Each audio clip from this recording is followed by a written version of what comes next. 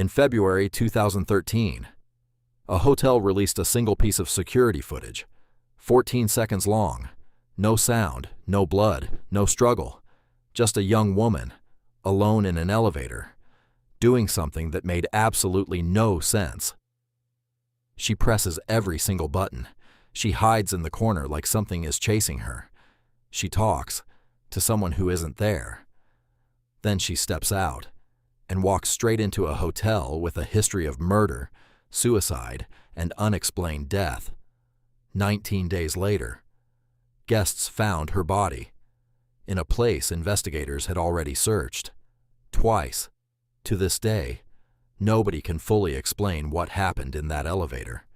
If you enjoy true unsolved mysteries, disturbing case files, and the darkest corners of American true crime, you're in the right place. Turn off the lights, put your headphones on. Let's begin. Los Angeles, downtown. On the corner of a busy street sits a 14-story building, built in 1927.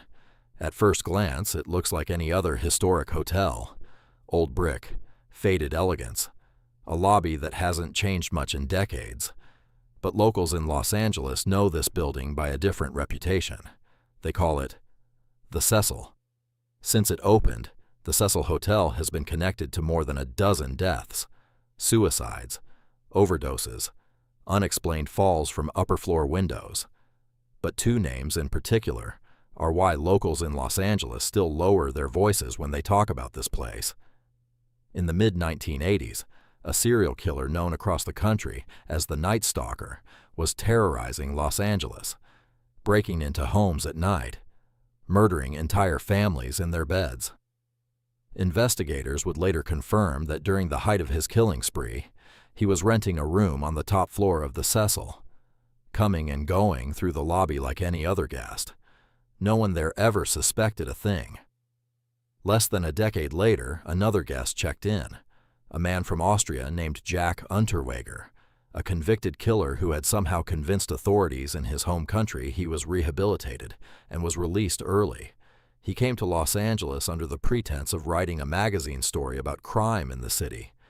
He stayed at the Cecil. Within weeks, several women were found murdered nearby. Unterweger was eventually connected to those deaths and to a string of similar murders across 2 continents. 2 serial killers, same hotel, just a few years apart. By the 2000s, the Cecil had become notorious enough that most Los Angeles locals avoided it entirely. Its cheap rates attracted only 2 kinds of guests: people with nowhere else to go, and tourists who didn't know any better. In January 2013, a 21-year-old Canadian student named Elisa Lam checked in. She was traveling alone down the West Coast, documenting her trip on a personal blog. Nothing about her posts suggested anything was wrong. She wrote about the cities she was visiting, the people she met, small, ordinary details of a solo trip. Her plan was simple: a few nights in Los Angeles, then a bus north to Santa Cruz, where she intended to keep traveling up the coast alone. She checked into the Cecil on January 28th, sharing a room with several other female travelers, as budget hostels in the building often arranged. But according to hotel staff, something changed within days. Other guests in her shared room found her behavior odd enough that they asked to be moved to a different room entirely. Elisa was given her own room instead. On January 31st, she was supposed to check out and travel north. She never did. That same day, she simply stopped checking in. Her family back in Canada tried calling. No answer. They tried messaging. Nothing. Days passed, and Elisa Lam had vanished from a building with a body count already too long to fully explain. When Elisa's family reported her missing, Los Angeles police began searching the hotel. Room by room, floor by floor. They found nothing. No signs of forced entry. No struggle. No indication she'd ever left the building at all. With no leads, investigators pulled the hotel's security footage hoping for something. Anything. What they found, they released to the public, hoping someone, somewhere might recognize her behavior and help explain it. The clip is 14 seconds long. It shows Elisa Lam alone in a service elevator. She steps in, presses several buttons on the panel, not just her floor, several. The elevator doors don't close. She steps out into the hallway, looks both directions, then steps back in. She presses more buttons. Still, the doors stay open. Then she does something that unsettled millions of people who later watched it. She backs into the corner of the elevator, and she starts moving her hands, gesturing, as if she's speaking to someone. Someone the camera doesn't show. Her movements become erratic. She steps out into the hallway again, peers around the corner like she's checking if someone's following her, then walks away, out of frame. The elevator doors finally close on their own, and that is the last confirmed footage of Elisa Lam alive. When police released this video to the public in February 2013, it spread faster than almost any piece of security footage in internet history, because something about it didn't sit right. Elevators in that hotel were old, mechanical, coin-operated in some sections. Once you pressed a floor button, the door should close within seconds. In this footage, they don't. For the entire 14 seconds, they simply stay open, as if the elevator itself was malfunctioning at the exact moment she needed it to work. Once the video went viral, amateur investigators across the internet, mostly on Reddit and true crime forums, began building their own theories. The first, and most popular, she was being followed by someone just out of frame, holding the doors open, forcing her to react the way she did. It would explain her hiding in the corner. It would explain the paranoid glances into the hallway. But hotel staff insisted no one else appeared on any other camera near that elevator, before or after. The second theory pointed toward something less external and more tragic. Some viewers believed Elisa was experiencing a mental health crisis.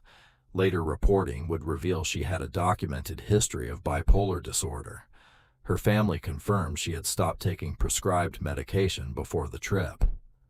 To this theory's supporters, the elevator footage wasn't evidence of a predator. It was evidence of a young woman in the middle of an episode, confused, frightened by something only she could perceive. The third theory was the strangest of all. Because of the hotel's history and a string of unrelated deaths connected to the building over the decades, some viewers online insisted something inside the Cecil itself was responsible.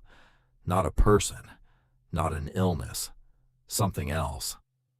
For 19 days, none of these theories could be confirmed. Elisa Lam remained missing, and while investigators searched, the internet had already begun its own investigation. The elevator footage remains the most watched, most dissected 14 seconds in modern true crime history.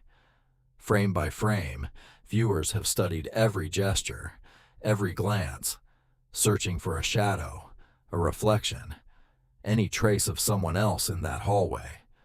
Nothing has ever been found. There's also the matter of the water itself. Guests had been drinking, cooking, and bathing with water from that tank for over 2 weeks before Elisa's body was discovered.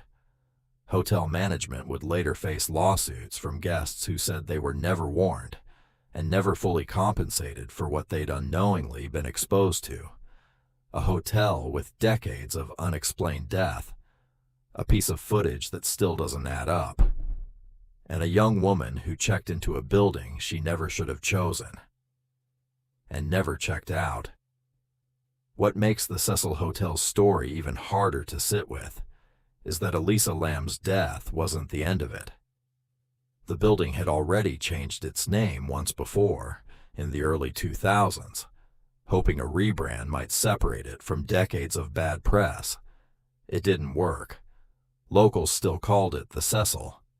Even then, isolated incidents continued being reported in the years that followed, enough that longtime Los Angeles residents still consider the building one of the most unsettling addresses in the city. Today, the building sits partially renovated, its future still uncertain, caught between developers who see potential and a public that mostly just sees the headlines. For true crime communities online, it remains something close to a pilgrimage site, a building people photograph from across the street, but very few are willing to walk into after dark. Because whatever actually happened to Elisa Lam in that elevator, the building she disappeared into has never quite escaped the reputation that came before her, and it may never fully escape what came after. The case of Elisa Lam remains one of the most examined and least resolved mysteries in modern American true crime, not because there's no explanation, but because there are too many, and none of them fully fit. If you enjoyed this deep dive into one of America's darkest unsolved mysteries, subscribe because the next case might be even harder to explain. Until next time, stay curious, stay skeptical, and stay safe.